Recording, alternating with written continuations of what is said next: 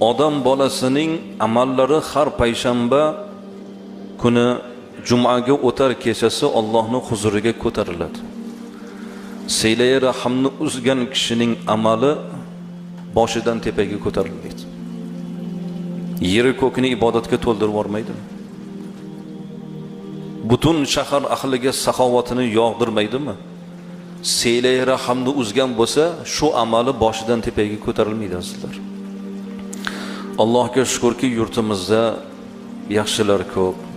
Qarindoshlarini mana umralarga yuborayotganlar ko'p. O'z qarindoshlarini kontrakt pullarini farzandlarini to'lab berayotganlar ko'p. Bir yaqin akamiz aytadilar, men avlodimni hamma to'y ma'rakada aytib qo'yganman ularga. Qaysi birlaring shu meni avlodimdan o'qishga kirsalaring, shartnoma pullaring mening gardamimda deb aytib